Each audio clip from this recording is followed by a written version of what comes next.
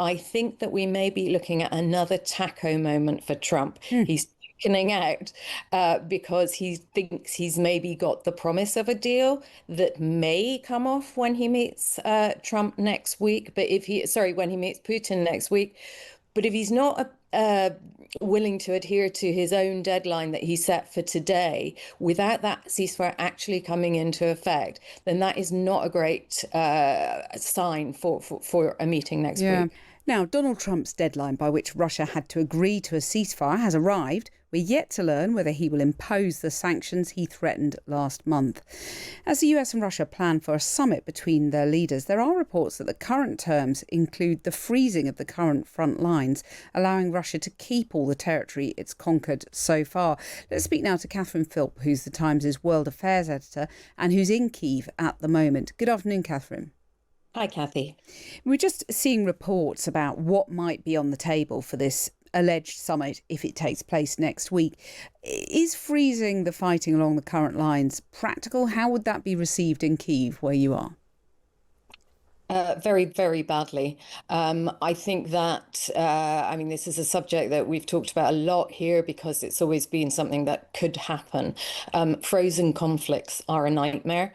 They leave the country in which this conflict is frozen in a terrible state, often unable to participate in international fora, like, for example, joining the European Union.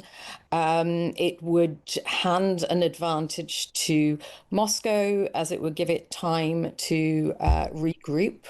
It's not clear from the reports we're getting here whether this is a freeze that would just acknowledge what Russia currently has control of, or whether it involves some kind of recognition. Now, that is absolutely off the table as far as the Ukrainians are concerned. Um, but I suspect that we will have to wait to see if this is really what's on the table and really what's being talked about. I mean, it has made it as far as Donald Tusk of Poland has been talking about it today. So the Europeans are hearing about it, and we have heard outside of just the American and the Russian channels. But as you mentioned there at the beginning, today was meant to be this deadline for Trump to impose these incredibly punitive sanctions on Russia if it didn't agree a ceasefire by today. And these would be secondary sanctions on countries that buy its oil.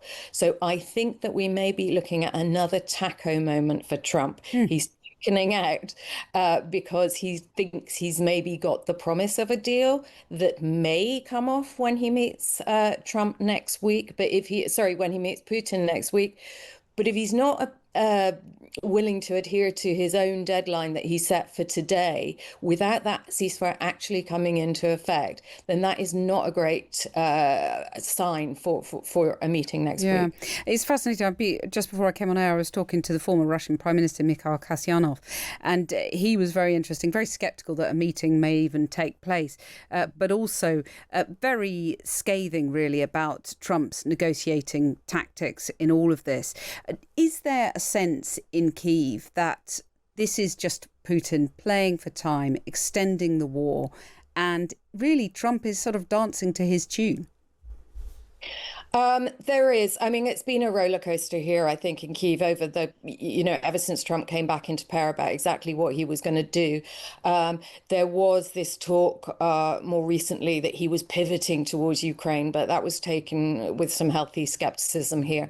I think that from what we've been seeing over since in fact Trump introduced the prospect of tariffs on India for buying Russian oil, and said nothing about anyone else that buys far more Russian oil. We were already getting a bit of skepticism about this pivot, and that whether Trump really, really actually was listening to Ukraine after all. We don't know if this meeting will take place. It may well do. Trump has already made an epic error, which is that he sent Steve Witkoff, who's a diplomatic neophyte, to Moscow to talk to Putin. Witkoff suggested that, or said that they wanted Zelensky at this meeting. the Russians said nothing back on the subject. And as soon as Witkoff was back on the plane, they turned around and said, no, we're not having Zelensky in this meeting. And Trump has caved to that. So again, these are all really, really bad signs for whatever happens next week, if indeed it happens at all. And there is the bottom line, I guess, is that whether the meeting happens, whether there is a deal, or if there isn't a deal, it can only be bad news for Ukraine, can't it, in terms of the conduct of the war? You know, Russia has the capacity to continue the war for longer than Ukraine, doesn't it? It does, but I mean, I was speaking to some military people today, quite interestingly, about actually how little territory the Russians have actually taken over the last year, and quite what enormous losses they've taken.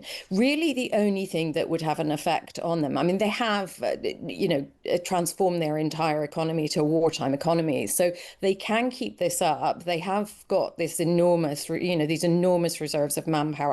And they could keep this up as long as they can sell the oil. So Trump's threat to do that is a very real one, if indeed it were to happen. It's probably the only thing that could actually make the Russian economy unable to sustain this war. But if, as it seems, Trump is not prepared to go through with those threats, and indeed actually use the threat of putting those secondary sanctions on to stop Congress passing a bill that would have forced his hand to bring in much more punitive sanctions, so 500% tariffs on countries that buy Russian oil rather than the 100 that he was talking about.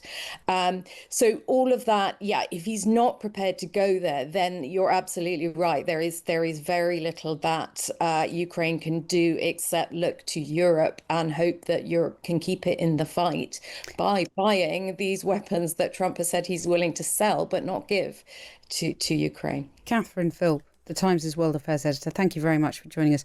Joining us from Kyiv there, so plugged into all the reaction to what's going on in Moscow and, of course, in Washington. With the Heritage Foundation. Is your deadline still standing for Vladimir Putin to agree to a ceasefire tomorrow, or is that fluid now? It's going to be up to him.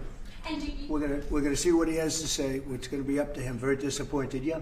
do you have to meet with? Does Putin have to meet with Zelensky in order and before you and Putin have to meet, or No.